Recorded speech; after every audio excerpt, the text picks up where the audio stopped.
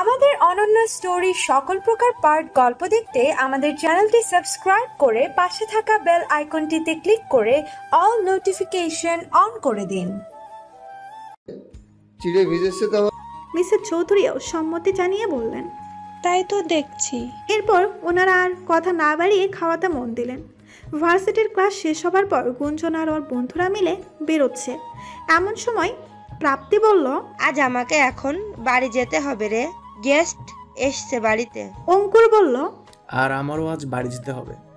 গুঞ্জন কিছু একটা ভেবে ছোট্ট একটা শ্বাস ফেলে বলল, তাহলে আর কি, আজ ক্লাবে আর যাব না, তাহলে চল সবাই বাড়িয়ে যাই। এরপর ওরা যে যার মতো করে বেরিয়ে গেল। গুঞ্জন বেরোতে নেবে কেউ ওকে পেছন থেকে জড়িয়ে ধরলো। গুঞ্জন ভ্রু কুঁচকিয়ে পেছনের দিকে তাকিয়ে দেখে সারা। সারাকে দেখে গুঞ্জনও একটু হাসলো। সারা গুঞ্জনকে ছেড়ে বলল, কেমন আছো? গুঞ্জন ঠোঁটে হাসি বুলিয়ে বলল, ভালো। কি ব্যাপার, হঠাৎ এতদিন পর মনে পড়লো আমার কথা? সারা বা চোখ একটু ছোট করে ঘাবড়ে বাঁকিয়ে বলল, আসলে ভাইয়া বলছিল তাই। গুঞ্জন একটু হেসে ঘুরে হাঁটতে হাঁটতে বলল, তো এখন তোমার ভাই দিয়ে দিল আমার সাথে কথা বলার পারমিশন? সারাও গুঞ্জনের সাথে হাঁটতে হাঁটতে বলল, হ্যাঁ, কি ব্যাপার বলো তো? তোমাদের মধ্যে ঝগড়াও এমনি এমনি হলো আর সেটা এমনি এমনি মিটে গেল? গুঞ্জন হাঁটতে হাঁটতে আপন মনে কিছুক্ষণ হাসলো, তারপর বলল, অ্যাকচুয়ালি ব্যাপারটা কি জানো, তোমার ভাইয়ার সামনে যেভাবে ঘটনাগুলো আসতো, যে কেউ থাকলে সেটাই ভাবতো যেটা উনি ভেবেছেন। তুমি ব্যাপারটা জানো, তাই তোমার মনে হতে পারে তোমার ভাইয়া একটু বিবেচনা করে দেখলো না। তোমার ভাইয়ার সামনে ঘটনাগুলো এভাবে এসছিল যে বিবেচনা করার কোনো স্কোপই ছিল না। আর ওই মুহূর্তে আমারও মেজাজ খারাপ ছিল, তাই আমি ইচ্ছে করে কিছু এক্সপ্লেইন করিনি জেদ করে, তাই ঝামেলাটা আরও বেঁধেছে। যাকে সব তো ঠিক হয়ে গেল, এখন আর এসব ভেবে কি লাভ বলো? সারা একটা লম্বা শ্বাস ফেলে বলল, ঠিক বলেছো। এরকম নানা গল্প করতে করতে দুজনে হাঁটতে হাঁটতে এগোচ্ছে। গেটের কাছে যেতেই দেখলো স্পন্দন দাঁড়িয়ে আছে। সারা খুশি হয়ে এগিয়ে গিয়ে বলল, ভাইয়া তুই? স্পন্দন চোখ থেকে সানগ্লাসটা নামিয়ে নিয়ে বলল, আজ অফিস থেকে তাড়াতাড়ি বেরিয়ে এসেছি, তাই ভাবলাম নিয়ে যাই তোকে। স্পন্দনের চোখ গুঞ্জনের দিকে পড়তেই হালকা বাঁকা হেসে বলল, কি ব্যাপার ঝাঁসির রানী, আজ বাইক নেই? গুঞ্জন হেসে বলল, না, আসলে রিপেয়ারিংয়ে দিয়েছি। স্পন্দন আবারও সানগ্লাসটা পরতে পরতে, তাহলে চলো ড্রপ করে দিচ্ছি। গুঞ্জন মুখে একটু সৌজন্যতার হাসি দিয়ে বলল, থ্যাঙ্কস, বাট আমি চলে যেতে পারবো। স্পন্দন কিছু বলবে তার আগেই সারা বলল, চলো না, সমস্যা কি, একসাথে যাব, ভালোই তো হবে বলো। গুঞ্জন বলল, কিন্তু গুঞ্জন কথাটা কমপ্লিট করার আগেই স্পন্দন বলল, আরে বাড়িতেই তো পৌঁছে দেব, এতে এত কিন্তুর কি আছে? গুঞ্জন আর কি বলবে, একটা ছোট্ট শ্বাস ফেলে বলল, আচ্ছা ঠিক আছে চলুন। সারা খুশি হয়ে গুঞ্জনকে হালকা করে জড়িয়ে ধরে তারপর তাড়াতাড়ি গাড়ির ব্যাক সিটে বসে পড়লো গিয়ে। গুঞ্জন একটু অবাক হলো, এই মেয়ে সামনে না বসে পেছনে কেন বসলো? আর স্পন্দন গিয়ে ড্রাইভিং সিটে বসে পড়লো। কে সামনে বসলো কে পেছনে সেটা নিয়ে ওর মাথা ব্যথা নেই। গুঞ্জনও কথা না বাড়িয়ে সামনে সিটেই গিয়ে বসলো। মুভি বা সিরিয়ালের মতো পেছনে বসবে, তারপর হিরো ধমকের সুরে বলবে, I am not your driver. পরে ও মাথা নিচু করে সামনে এসে বলবে। এসব ন্যাকামো করার কোনো ইচ্ছে ওর নেই, ও যথেষ্ট প্র্যাকটিক্যাল মেয়ে, তাই সব প্র্যাকটিক্যাল ভাবে। গুঞ্জনদের যাওয়া গাড়ির দিকে সেই ছেলেগুলো তাকিয়ে আছে, যাদেরও মেরেছিল। ওই ছেলেগুলোর মধ্যে একজন বলল, এই গুঞ্জন খুব বেশি উড়েছে, ওকে একটা শিক্ষা দিতে হবে, কিভাবে কি ও নিজেকে। আরেক কপাল চুলকাতে চুলকাতে বলল, তবে যাই বলি, ওর সাথে এমনি এমনি পেরে ওঠা পসিবল না, অন্য কিছু ভাবতে হবে। ওদের টিম লিডার মুখে সিগারেট নিয়ে দাঁতে দাঁত চেপে বলল, চুপচাপ শুধু বসে বসে খেতে থাকো। ও হয়তো এটা জানে না প্রত্যেক কুকুরের দিন আসে, আর আমাদের দিনও আসবে, সেই দিনটার অপেক্ষা করো। স্পন্দন মিডিয়াম স্পিডে গাড়ি চালাচ্ছে। ওরা তিনজনেই টুকটাক কথা বলছে। হঠাৎ সারা বলে উঠল, গুঞ্জন তোমার বিএফ আছে? প্রশ্নটা শুনে স্পন্দন আর চোখে তাকালো গুঞ্জনের দিকে। গুঞ্জন ভ্রু কুঁচকিয়ে ফোন দেখতে দেখতে বলল, আমার জোকার পালার শখ নেই। সারা ফিক করে হেসে দিল। স্পন্দন হালকা হাসলো, তবে ওদের দুজনের আড়ালে। আরো কয়েকটা দিন কেটে গেল। এর মধ্যে স্পন্দন গুঞ্জনের মাঝে মধ্যে দেখা হয়েছে, টুকিটাকি কথাও হয়েছে। দুজনের সম্পর্ক এখন অনেক বেশি স্বাভাবিক হয়ে গেছে। স্পন্দনও গুঞ্জনের অনেক রকম দিক দেখেছে, যা ও জানতো না। ধীরে ধীরে বুঝতে পারলো যে মেয়েটা চঞ্চল, বেপরোয়া, কারো কথা শুনে না, কিন্তু মনের দিক দিয়ে ভালো, আর এমন কিছু করে না যেটা খারাপ বা অর্থনৈতিক। আবার গুঞ্জনেরও স্পন্দনকে নিয়ে অনেক ভুল ধারণা মিটেছে, একটু রাগী, মুটি, ইগোস্টিক হলেও মানুষটা ভালো। গুঞ্জন আজ একটু তাড়াতাড়ি বাড়ি চলে এসেছে, কারণ মেঘলা ওকে ডেকেছে। বাড়ি এসে দেখে মেঘলা সোফায় বসে আছে, আবির বাসায় নেই, দুদিন আগে অফিসের কাছে সিলেট গেছে। গুঞ্জন আসতে মেঘলা হালকা চমকে গেল। গুঞ্জন এগিয়ে এসে বলল, কি হয়েছে দি, হঠাৎ এভাবে ডাকলে যে? মেঘলা কিছু বলছে না, শুধু হাত কসলাচ্ছে আর এদিক ওইদিক তাকাচ্ছে। গুঞ্জন বিরক্ত হয়ে বলল, মেঘুদি চুপ করে কেন আছো, কেন ডেকেছো? তখন গুঞ্জনের মা মিসেস নীলিমা এসে বললেন, কারণ তোমাকে আজ দেখতে আসছে, তাই রেডি হয়ে নাও। গুঞ্জন ভ্রুকুসকে ওর মায়ের দিকে তাকিয়ে বলল, আমায় দেখতে আসবে মানে? আমি কি চিড়িয়াখানার জন্তু নাকি? মিসেস নীলিমা শক্ত গলায় বললেন, চুপচাপ যা বলছি তাই করো। মেঘলা, যা ওকে রেডি করে দে। গুঞ্জন ঝাঁঝালো কণ্ঠে বলল, তোমরা যা বলবে তাই করতে হবে নাকি? বলে বেরোতে নিলেই বাজার নিয়ে রিয়াদ আর রাশেদ হোসেন বাজার নিয়ে আসলো। গুঞ্জন পাত্তা না দিয়ে চলে যেতে নিলেই রিয়াদ হোসেন বলে উঠলেন, চুপ করে ঘরে গিয়ে রেডি হয়ে নাও, আজ তোমার কোনো কথা শোনা হবে না। গুঞ্জন এবার রেগে চেঁচিয়ে বলে উঠল, চুপ, হঠাৎ এভাবে আমাকে বিয়ে দেওয়ার জন্য উঠে পড়ে কেন লাগলে? আমি থাকছি না, ব্যাস। এইটুকু বলে গুঞ্জন কিছু না বলে বেরিয়ে যেতে নিলেই কিছু লোক এলো, 3 জন মহিলা আর 2 জন পুরুষ। রাশেদ হোসেন চমকে উঠলেন, এগিয়ে গিয়ে বললেন, আরে আপনারা এসে গেছেন, আসুন আসুন, আপনাদের তো সন্ধ্যায় আসার কথা। পুরুষ একজন বললেন, হ্যাঁ, রোডে জ্যাম থাকে তাই আগে বেরিয়েছিলাম, কিন্তু থ্যাঙ্কফুলি আজ জ্যাম কম ছিল। রিয়াদ আর রাশেদ আহমেদ মিলে ওনাদের ভেতরে নিয়ে গেলেন। গুঞ্জন ভ্রুকুসকিয়ে তাকিয়ে আছে, ও বুঝতে পারলো এরাই ওকে দেখতে এসেছে।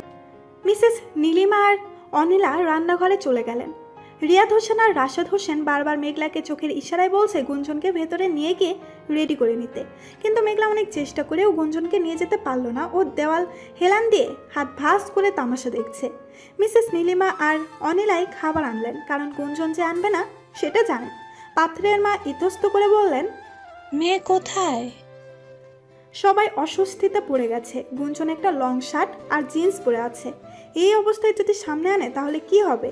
কেউ কিছু বলার আগেই গুঞ্জন হাত তুলে বলে উঠল, প্রেজেন্ট প্লিজ। আওয়াজ শুনে সবাই তাকালো গুঞ্জনের দিকে। গুঞ্জন হেলতে দুলতে ওনাদের সামনে এসে বলল, পাত্রের ফুপি গুঞ্জনের পা থেকে মাথা অব্দি স্ক্যান করে মুখ বাঁকিয়ে বললেন, এই তাহলে মেয়েকে? কেউ কিছু বলার আগেই গুঞ্জন হেসে বলল, এভাবে কেন বলছেন আন্টি? পছন্দ হয়নি আমায়? দেখুন, লম্বা আছি, গায়ের রং ফর্সা, দেখতে ভালো, সবই ঠিক আছে। পাত্রের মা কপাল কুঁচকিয়ে বললেন, সারাদিন কি এসবই পরে থাকো নাকি? গুঞ্জন অবাক হয়ে বলল, কেন, এগুলো কি মানুষ পড়ে না? না পড়লেও কিছু করেনি, আমি এসবই পড়ি। গুঞ্জনকে দেখে পছন্দ হলেও ওর অ্যাটিটিউড কারো পছন্দ হলো না। গুঞ্জন প্রত্যেকটা প্রশ্নেরই তেরা তেরা জবাব দিল। এক পর্যায়ে বিরক্ত হয়ে চলে গেল। মেঘলা তো হাসতে হাসতে শেষ। গুঞ্জন হেসে চলে যেতে নিলে রিয়াদ হোসেন এসে ওর হাত ধরে আটকে ঠাট্টিয়ে একটা থাপ্পড় মেরে দিয়ে বলল, তো জ্বালাবি আমাদের, বাড়িতে জ্বালিয়ে মারছিস, বাড়ি থেকে বেরিয়ে তো শান্তিতে। মেঘলার হাসি থেমে গেল, সবাই চুপ করে আছে। মিসেস অনিলা বললেন, এই মেয়ে যতদিন বেঁচে থাকবে ততদিন জ্বালিয়ে মারবে, কাউকে শান্তি দেবে না। এই মেয়ের জন্য 2 বছর আগে আমার মেয়ের বিয়ে ভেঙেছে। আমার মেয়েটা নিজের ভালোবাসার মানুষকে পায়নি, ও সবাইকে মেরে তবেই শান্ত হবে। মেঘলা রেগে গিয়ে বলল, মা, ওই ঘটনার জন্য ওকে কেন দোষ দিচ্ছ? আর কিসের ভালোবাসা? আমি ওই লোকটাকে ভালোবাসলেও ও বাসতো না আমায় ভালো। যদি বাসতো তাহলে আমাকে ছেড়ে ও... যাই হোক, গুঞ্জনের কোনো দোষ নেই এখানে। গুঞ্জন চোখ বন্ধ করেই উঠতে নিলেই ওর কাঁধের ভাঁজের দিকে আরেকটা আঘাত করল। গুঞ্জন মৃত আত্মনাদ করে আবার বসে পড়ল। কপালে হাত দিয়ে দেখলো কপাল থেকে রক্ত বেরোচ্ছে। ও ভ্রুকুসকে সামনে তাকিয়ে দেখলো সেই ছেলেগুলো দাঁড়িয়ে আছে যাদের ও মেরেছিল। সবার হাতেই হকি স্টিক আর মুখে হিংস্রতা। গুঞ্জনের গায়ে আবার আঘাত করতে নিলেই গুঞ্জন হাত দিয়ে ধরে নিল। জোরে টান দিতেই কাছে এনে পেট বরাবর জোরে একটা লাথি মেরে দিল। তারপর উঠে দাঁড়ালো। ওর মাথাটা হালকা ঝিমঝিম করছে, তবুও দাঁড়িয়ে আছে। গুঞ্জন হাত ছেড়ে হাঁফানো কণ্ঠে বলল, এই তোদের যোগ্যতা? হ্যাঁ, সামনে থেকে মারার যোগ্যতা নেই, তাই পেছন থেকে আঘাত করছিস। কভার্ডস। ওদের মধ্যে একজন বলল, হ্যাঁ, সেটাই আজ বোঝাবো তোকে। এটা বলে গুঞ্জনের দিকে এগিয়ে আসতে গুঞ্জন নাক বরাবর ঘুষি মেরে দিল। ওই টিমের লিডার বলল, এভাবে হবে না, একা একা গিয়ে লাভ নেই, সবাই মিলে যা। সবাই মিলে হকি স্টিক নিয়ে এগিয়ে আসতে নিলেই গুঞ্জন সবার সামনে থেকে লোকটার পায়ে ল্যাং মেরে হাত থেকে হকি স্টিক নিয়ে ওদের মারতে শুরু করলো। সবাইকে এলো পাথারে মেরে যাচ্ছে, কিন্তু যত সময় যাচ্ছে মাথার ব্যথা আর ঝিমুনি দুটোই বেড়ে যাচ্ছে। এক পর্যায়ে গুঞ্জন আর হকি স্টিক ধরে রাখতে পারলো না, হাত থেকে পড়ে গেল। ওরা এই সুযোগটারই হয়তো অপেক্ষা করছিল। গুঞ্জনকে খালি হাতে পেয়ে হকি স্টিক দিয়ে ওর পিঠে আঘাত করলো। এরপর কয়েকটা আঘাত করতেই গুঞ্জন পড়লো মাটিতে। গুঞ্জনের কপাল দিয়ে রক্ত পড়ছে, হাত ঘাড় অনেক জায়গায় আঘাতে লাল লাল দাগ হয়ে গেছে। টিমের সেই লিডার বলল, কি হকি স্টিক নিয়ে খেলার খুব শখ না তোর? এখন কেমন লাগছে? মেয়েই হয় বুঝলি, যেসব মেয়েটা নিজেদের। গুঞ্জনের এটা শুনে জেদ চেপে গেল। জোরে জোরে শ্বাস ফেলতে ফেলতে বলল, হ্যাঁ, এর জন্যই তো একটা মেয়েকে মারতে এতগুলো ছেলে এসছিস, তাও সামনে থেকে না পেছন থেকে মেরেছিস।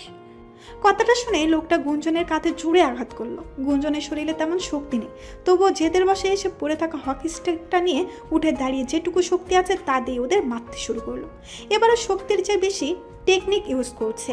স্পন্দনও গাড়ি করে ঘুরতে ঘুরতে এখানে এসেছিল, নদীর পাড় দিয়ে হাঁটছিল। হঠাৎই দেখলো দূরে গন্ডগোল হচ্ছে। স্পন্দন পায়ের গতি বাড়িয়ে একটু এগোতেই দেখতে পেল গুঞ্জন কতগুলো ছেলেকে মারছে। অনেকটা দূর থেকে দেখছে, তাই গুঞ্জনের শরীরের ক্ষতগুলো দেখতে পায়নি। গুঞ্জনকে এভাবে মারপিট করতে দেখে স্পন্দন বিরক্ত হয়ে বলল, কি দরকার এত হিরোগিরি করার? যা কিছু হয়ে যেতে পারে। না, আমাকে যেতে হবে। স্পন্দন আরেকটু এগোতেই দেখতে পেল যে গুঞ্জনের শরীরে আঘাতের চিহ্ন। সেটা দেখে স্পন্দনের পায়ের গতি বেড়ে গেল। ও পায়ের গতি বাড়িয়ে দিল। হঠাৎও দেখলো যে গুঞ্জন একজনকে মারছে, আরেকজন ওর মাথায় আঘাত করার প্রস্তুতি নিচ্ছে। স্পন্দন চিৎকার করে সাবধান করবে তার আগেই ওর মাথায় পেছন থেকে লোকটা জোরে আঘাত করে দিল। গুঞ্জন জোরে চিৎকার করে উঠলো। আস্তে করে হাত থেকে হকি স্টিকটা পড়ে গেল। স্পন্দন গুঞ্জন বলে জোরে চিৎকার করতেই লোকগুলো থমথম খেয়ে তাকালো। স্পন্দন দৌড় লাগালো গুঞ্জনের কাছে যাবে বলে। গুঞ্জন অজ্ঞান হয়ে ওখানে পড়ে গেল। স্পন্দনকে দেখে দৌড়ে সবগুলো পালিয়ে গেল। স্পন্দন লোকগুলোর পেছনে যেতে নিলেও থেমে গেল। তারপর দৌড়ে গুঞ্জনের কাছে গিয়ে ওর মাথাটা কুলে নিয়ে গালে হালকা চাপড় মেরে বলল, গুঞ্জন, এই গুঞ্জন, হেই। গুঞ্জনের কোনো রেসপন্স না পেয়ে স্পন্দন বুঝলো মাথায় আঘাতটা বেশি জোরে লেগেছে, তাই অজ্ঞান হয়ে গেছে। কপাল থেকে রক্ত বেরিয়ে যাচ্ছে। মাথার পেছনে হাত দিয়ে রক্ত ফিল করলো, তবে হালকা। কিছু না ভেবে পকেট থেকে ওর রুমাল বার করে গুঞ্জনের মাথা বেঁধে দিয়ে ওকে কোলে তুলে নিল, কারণ ওকে এভাবে ফেলে রাখা যাবে না। কিন্তু এটা গ্রামের খুব ভেতরের রাস্তা, ওকে নিয়ে শহরে হসপিটালে যেতে বেশ সময় লাগবে। কি করবে কিছু বুঝতে পারছে না, তবুও কুলে নিয়ে এক প্রকার দৌড় শুরু করলো গাড়ির উদ্দেশ্যে। গাড়ির কাছে গিয়ে দেখলো কিছু লোকজন ছুটাছুটি করে এদিকে যাচ্ছে। তবুও এসব পাত্তা না দিয়ে গাড়িতে গুঞ্জনকে বসিয়ে নিজের ড্রাইভ সিটে বসতে নিল। তখনই কেউ একজন কৃষক টাইপ লোক বলে উঠল, সাহেব কই যাইবেন? স্পন্দন গুঞ্জনের দিকে তাকিয়ে বলল, শহরের রোডে হসপিটালে আসলে ও মাথায় অনেক জোরে আঘাত পেয়েছে, তাই। লোকটা একটু চিন্তিত কণ্ঠে বলে উঠল, কিন্তু সাহেব সামনের ওই রাস্তা দিয়ে তো যাইতে পারবেন না আইজার। আসলে দুই পাড়ার লোকের মধ্যে গন্ডগোল লাগছে, মারামারি লাগতে পারে, রাস্তা আটকাই দিছে, আর এখন তো সন্ধ্যা হইয়া গেছে। স্পন্দন রেগে গিয়ে বলল, আরে মেয়েটার মাথা দিয়ে রক্ত বেরোচ্ছে, অনেক আঘাত আছে শরীরে। আর আপনারা? এনিওয়ে, আমিও দেখছি এই রাস্তা কি করে বন্ধ রাখে। বলে পকেটে হাত দিতে নিলে খেয়াল করলো ফোন নেই। ও এবার সবটা চেক করে, হোয়াট দ্য হেল, আমার ফোন কোথায়? অনেক খুঁজেও ফোনটা আর পেল না। গাড়ির অপর একটা পাংস মেরে বলল, সিট, এখন কি করব? কৃষক লোকটা কিছুক্ষণ ভেবে বলল, সাহেব একটা কথা কমু। স্পন্দন বিরক্তি নিয়ে বলল, আপনি আবার কি বলবেন? লোকটা ইতস্তত করে বলল, এই যে কাইটা ছিঁড়া গেলে সাদা কাপড় দিয়া বাঁধে না, ওইগুলো আছে আমগো কাছে। স্পন্দন অবাক হয়ে বলল, ফার্স্ট এইড বক্স আছে আপনাদের কাছে? লোকটা একটু হাসি দিয়ে বলল, হ আছে তো, ওই যে মাঝে মাঝে অফিসের ম্যাডামরা স্যারেরা আহে, তারাই ওই যে আপনি কইলেন না বাক্স, ওইটাই দিয়া যায়, যদিও আমরা তেমন ব্যবহার করতে জানি না। স্পন্দন ভ্রু কুঁচকিয়ে বলল। এনজিও লোকেরা? লোকটি একটু উৎসাহিত কণ্ঠে বলল, হ হেরাই। তা কই কি আইস তো আর যাইতে পারবেন না, তো ম্যাডামরে লইয়া আমগো বাইত আহেন। ম্যাডামের মাথায়ও ব্যান্ডেজ করন যাইবো, আর তার একটু দূরেই ডাক্তার সাহেবের বাড়ি, ছুটিতে আইসে বেড়াইতে, হেরাও ডাইক কানুন নে। স্পন্দন একটু ভাবুক হয়ে বলল, আপনাদের বাড়ি? লোকটার মুখে মলিন হাসি ফুটিয়ে বলল, জানি আমরা গরিব, বাড়িখান ছোড়ই, আপনাকে একটু অসুবিধা হইব, কিন্তু যত্নে আত্মের ভালোই করি, আপনাকে খুব বেশি কষ্ট হইতে দিমু না। স্পন্দন ভেবে দেখলো যে ঠিকই বলেছে লোকটা। গুঞ্জনের ইমিডিয়েটলি ট্রিটমেন্টের প্রয়োজন, আর হসপিটালেও যেতে পারবে না, রোড ব্লক তাই, সো এটাই বেস্ট হবে। তাছাড়া ওনারা ডক্টর তো ডেকেই আনবে, এসব ভেবে বলল। ওকে চলুন। কোথায় আপনাদের বাড়ি? লোকটা খুশি হয়ে বলল, চলেন তাইলে, একটু ভেতরেই বাসা, গাড়ি যাইব না, ম্যাডাম রে কোলে উঠাইয়ালাম, গাড়ি থাক হেনে। স্পন্দন গুঞ্জনকে কোলে নিয়ে লোকটাকে অনুসরণ করে হাঁটা দিল। ভেতরে কিছুটা হেঁটে একটু ছোট বাঁশের ঘর। লোকটা দরজার কাছে গিয়ে হাঁক ছাড়লেন, ও সিয়ামের মা, দেহ কেরা আইছে। এটুকু ডাকতে একজন মহিলা মাথায় ঘুমটা টানতে টানতে বেরিয়ে এসে বলল, কারা আইছে গো? এটা বলে তাকাতে স্পন্দনের কোলে গুঞ্জনকে দেখে উনি অবাক হয়ে বললেন, আরে এরা তো শহরের সাহেব আর ম্যাডাম, মনে হইতাছে কি হইছে ম্যাডামের। লোকটা বলল, আর বইল না, মাথায় জোরে ব্যথা পাইছে ম্যাডাম, আর রাস্তা বন্ধ গন্ডগোলের লাগিয়া, তাই এখানে লইয়া আইলাম, আজ রাত এখানেই থাকবো ওরা। লোকটার স্ত্রী বললেন, ভালা করছো, তা বাইরে দাঁড় করাইয়া রাখছো কেন? ভেতরে নিয়ে আসো তাড়াতাড়ি। স্পন্দনকে বলতে স্পন্দন গুঞ্জনকে নিয়ে ভেতরে ঢুকলো। ভেতরে 8 বছরের একটা ছেলেও বসে আছে। 2টো রুম ভেতরে, খাট একটা, তাও চৌকি টাইপ। স্পন্দন গুঞ্জনকে ওটাতে শুয়ে দিয়ে বলল, ফার্স্ট এড বক্সটা তাড়াতাড়ি আনুন প্লিজ। লোকটা হকচকিয়ে তার স্ত্রীকে বললেন, যাও না, ওই স্যারেরা যে বাক্স দিছিল ওইটা নিয়ে আহো। মহিলাটি এক প্রকার দৌড়ে চলে গেলেন আনতে। বাচ্চা ছেলেটি এসে লাফ দিয়ে খাটে উঠে গুঞ্জনের পাশে বসে বলল, উনার কি হয়েছে? স্পন্দন মুস্কি হেসে ছেলেটার মাথায় হাত বুলিয়ে বলল, কিছু না বাবু, একটু ব্যথা পেয়েছে। এর মধ্যেই লোকটির স্ত্রী ফার্স্ট এইড বক্স নিয়ে এলো। স্পন্দন তাড়াতাড়ি সেটা নিয়ে হাতে গুঞ্জনের পাশে বসে কপাল সহ মাথার পেছনে দিকটা ওষুধ লাগিয়ে ক্লিন করে চিকন করে এক ব্যান্ডেজেই কপাল আর মাথার পেছনের দিকটা ব্যান্ডেজ করে দিল। তারপর বাকি সব ক্ষত স্থানেই ওষুধ লাগিয়ে দিল, কিছু কিছু জায়গায় ব্যান্ডেজও করে দিল। কিছুক্ষণ পর লোকটা বলল, উনি আপনার বউ তাই না? স্পন্দন একটু চমকে তাকালো। লোকটার স্ত্রী বিরক্ত হয়ে বলল, কি যে কও না তুমি, ওনারা এই সময় একসাথে গ্রামে আইছেন, ওলে করে নিয়ে আইলো, দেখলা না? বউ না হইলে আনতো। স্পন্দন কিছুই বলল না, কারণ এখন যদি ওরা জানতে পারে গুঞ্জন ওর স্ত্রী না, তাহলে ফালতু ঝামেলা হবে। গ্রামের লোকেরা এইসব বিষয়ে খুব সেন্সিটিভ। স্পন্দন বাচ্চা ছেলেটির দিকে তাকিয়ে বলল, তোমার নাম কি? ছেলেটি সরলভাবে বলল, ক্লাস। স্পন্দন মুস্কি হেসে বলল, কোন ক্লাসে পড়ো? ছেলেটা এবার হেসে দিয়ে বলল, ক্লাস 3। স্পন্দন একটু হেসে বলল, বাহ, খুব ভালো। কৃষক লোকটি বলল, একটাই তো পোলা সাহেব, আমরা গরিব, তো কি এরে যদি ঠিক মতো মানুষ করতে পারি তাইলে আমগো কষ্ট সব সার্থক। স্পন্দন মনে মনে সত্যি মানুষ কত সংগ্রাম করে জীবনে, আর ওরা তো সোনার চামচ মুখে নিয়ে জন্মেছে, তাই এই কষ্টটা বুঝতে পারেনি। এরপর ওনারা স্পন্দনের সাথে নানা রকম কথা বললেন, বিভিন্ন কিছু জিজ্ঞেস করলেন, আর ওনাদের ছেলের সাথেও স্পন্দনের অনেক কথা হলো। ঘন্টা 2 পরেই গুঞ্জনের জ্ঞান ফিরে এলো। আস্তে আস্তে চোখ খুলে একটা আলাদা পরিবেশে নিজেকে আবিষ্কার করে।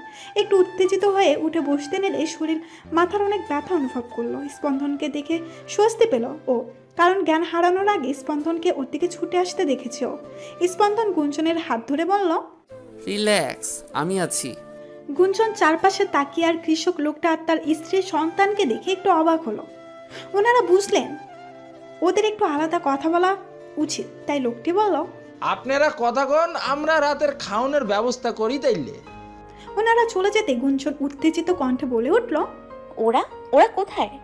আর এটা কোন জায়গা? আমি এখানে কেন? স্পন্দন গুঞ্জনের হাত শক্ত করে ধরে বলল, ওরা নেই, পালিয়ে গেছে।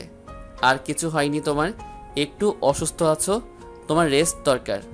বলে গুঞ্জনকে বেলার সাথে বালিশ রেখে ওখানে হেলান দিয়ে শুয়ে দিল। তারপর গুঞ্জনকে পুরো ঘটনাটা খুলে বলল। গুঞ্জন স্পন্দনের দিকে তাকিয়ে বলল, আপনি এখানে কি করছিলেন? স্পন্দন একটু হেসে বলল, আসলে আমি মাঝে মাঝেই ফ্রি থাকলে এদিক ওদিক কোনো দূরের পথে গাড়ি নিয়ে বেরিয়ে যাই। তবে ভাগ্য ভালো, কোইন্সিডেন্সলি আমিও এখানে এসেছিলাম, নইলে আজ কি হতো বলো তো? গুঞ্জন উদাস কণ্ঠে আনমনে বলল,